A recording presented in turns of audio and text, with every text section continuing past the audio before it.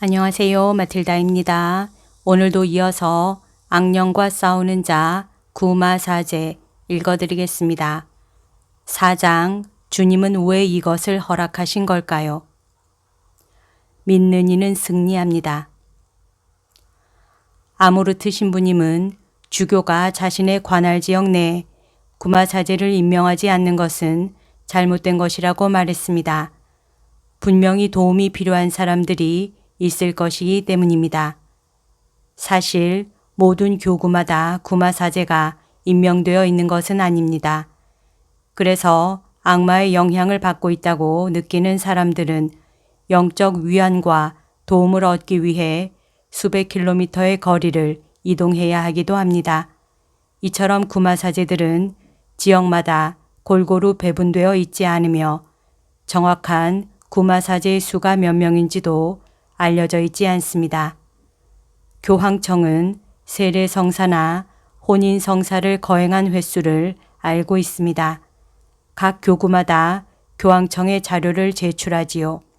그러나 구마사제의 수나 지금까지 행한 구마예식의 횟수는 자료를 제출하지 않습니다.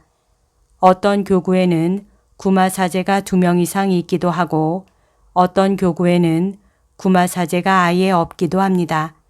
이탈리아에는 총 226개 교구에 240명의 구마사제가 있습니다. 그리고 스위스에는 6개 교구에 5명의 구마사제가 있습니다. 그중 4명이 쿠어 교구의 구마사제이지요. 2014년 교황청은 성직자 성의 교령을 통해 국제구마사제협회를 공식 기구로 인정했습니다. 교회법 제322조 1항의 규정에 따라 국제구마사제협회는 신자들의 국제사립협회로서 법인격을 가지게 되었고 이에 따른 모든 법적 권리 및 의무를 취하게 되었습니다. 교황청 신문인 로세르바토레 로마노에 따르면 국제구마사제협회를 설립하겠다는 아이디어는 1980년대 아모르트 신부님이 내놓은 것이라고 합니다. 당시 바오로 수도회의 수사였던 아모르트 신부님은 로마의 구마사제로서 매우 활발한 활동을 펼치고 있었습니다. 1980년대는 오컬트에 대한 관심이 커지는 시기였습니다. 그래서 자신에게 위험이 닥쳤거나 위협을 받고 있다고 느끼는 사람들이 종종 구마사제를 찾아오고 있었지요. 이런 상황 속에서 아모르트 신부님은 구마사제들을 한데 모아야겠다는 생각을 했습니다. 구마사제들의 경험과 생각을 공유하여 사람들에게 더욱 구체적인 도움을 줄 수 있도록 해야겠다는 마음이었습니다. 국제구마사제협회가 공식적으로 설립된 때는 1991년 9월 4일입니다. 1993년 아모르트 신부님과 신부님의 동료인 이탈리아의 여러 신부님들은 프랑스의 구마사제인 르네 쉐네 신부님과 신학자인 르네 로랑탱 신부님이 주최한 회의에 참여했습니다. 1993년에 진행된 회의는 긍정적인 분위기였습니다. 그래서 1994년에 회의가 다시 열렸고 2년마다 이탈리아 아리치아에서 꾸준히 국제 모임을 이어나가기로 결정했습니다. 그리고 아모르트 신부님이 국제구마사제협회의 초대 회장으로 선출되었지요. 신부님은 협회 규정의 초안을 만들기도 했습니다. 구마 직무처럼 민감하고 특수한 분야에는 교류가 중요합니다. 혼자서 해결하기 어려운 사례가 많으니까요. 나도 복잡한 사례를 만나면 코어 교구의 다른 구마사제와 함께 상의하며 의견을 주고받습니다. 이탈리아 주교회의의 구마예식서에는 구마사제들이 다음과 같은 내용을 유념하도록 명시되어 있습니다. 교구의 구마사제들이 서로 자주 만나거나 주교와 함께 만나 경험과 생각을 공유하는 것이 좋습니다. 이와 같은 모임은 때때로 교구 간, 국가 간의 차원으로 개최해도 좋을 것입니다. 이러한 점에서 교황 정립 사도들의 모후대학에서 매년 열리는 구마 교육 과정은 상당히 중요합니다.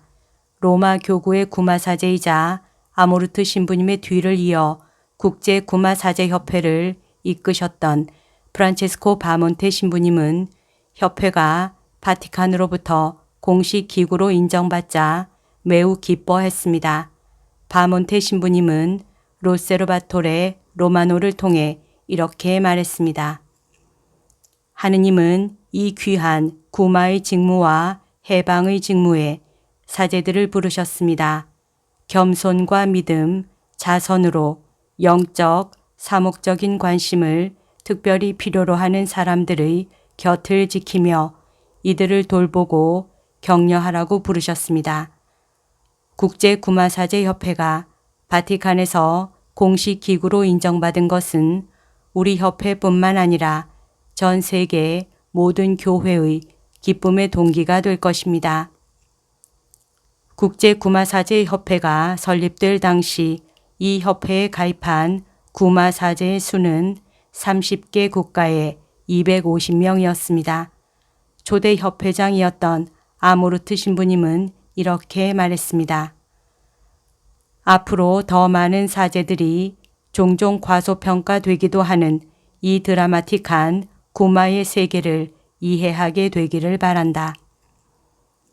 예수님은 제자들에게 복음을 선포하고 악과 싸우라는 임무를 맡겼습니다. 마르코 복음서에는 이렇게 나와 있습니다. 그분께서는 12를 세우시고 그들을 사도라 이름하셨다. 그들을 당신과 함께 지내게 하시고 그들을 파견하시어 복음을 선포하게 하시며 마귀들을 쫓아내는 권한을 가지게 하시려는 것이었다.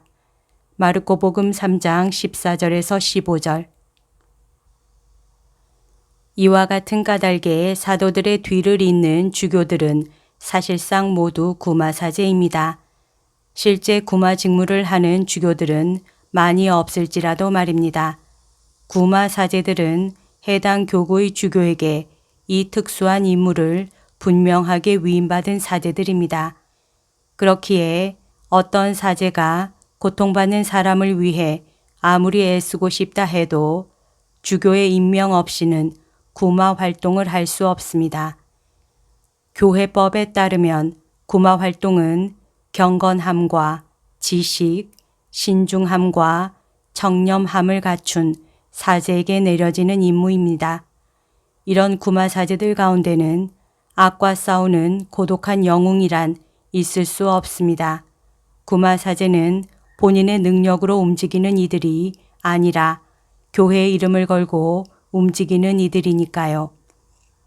하느님께 악에서 구해달라고 청하는 것은 구마사제만 할 수 있는 일은 아닙니다. 우리 모두 다 할 수 있습니다. 이는 우리가 주님의 기도를 바칠 때마다 이미 하고 있는 간청입니다. 악에서 구하소서는 예수님이 우리에게 직접 가르쳐 주신 이 기도문의 마지막 구절입니다. 하지만 구마 예식은 반드시 구마 사제만이 할 수 있는 것입니다. 구마 사제가 사람을 사로잡거나 괴롭히는 악마를 내쫓는 명을 내릴 때는 구마 사제 개인만이 아니라 모든 교회의 기도와 믿음에서 나오는 힘을 빌려 명령하는 것이기 때문입니다. 구마 예식은 거룩한 가톨릭 교회의 권위하에 주님의 이름으로 행해지는 엄숙하고 공적인 기도입니다.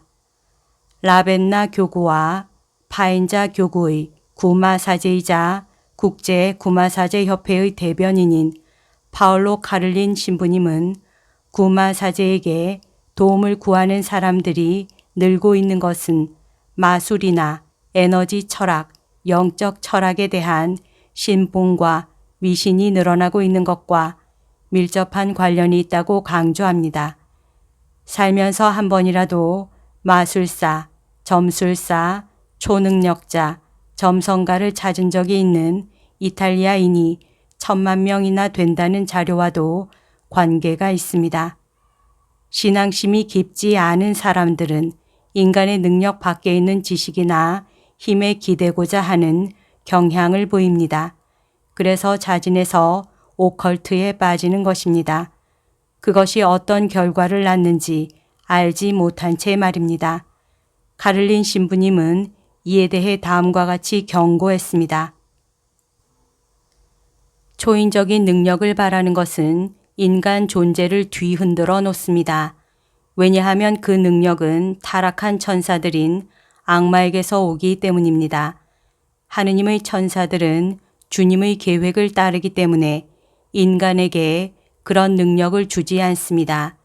의식해서 하는 것이든 의식하지 못한 채 하는 것이든 오컬트와 관련된 어떤 것을 행하다가 악마의 실체와 마주하게 되는 사람들이 늘어나고 있습니다.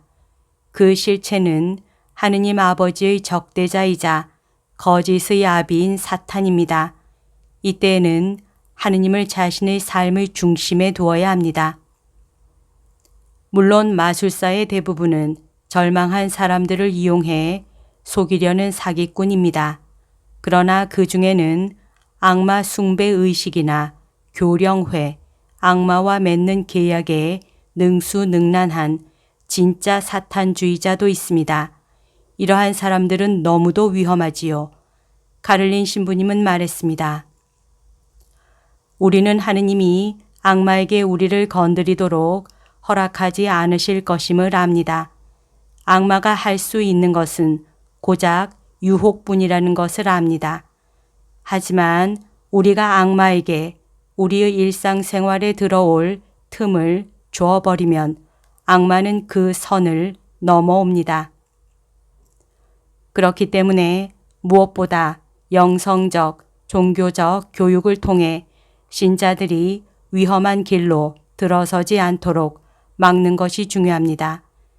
나는 구마를 부단한 믿음의 삶과 분리할 수 없다고 생각합니다. 짧지 않은 시간 동안 부단한 믿음과 함께 할 때 구마가 이루어질 수 있기 때문입니다. 그래서 누군가는 이렇게 말했습니다. 믿는 이는 승리합니다.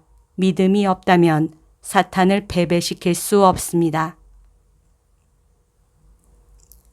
여기까지가 오늘 들려드릴 내용입니다. 오늘도 하느님의 뜻 안에서 서로 사랑하는 하루 보냅시다. 사랑합니다. 축복합니다.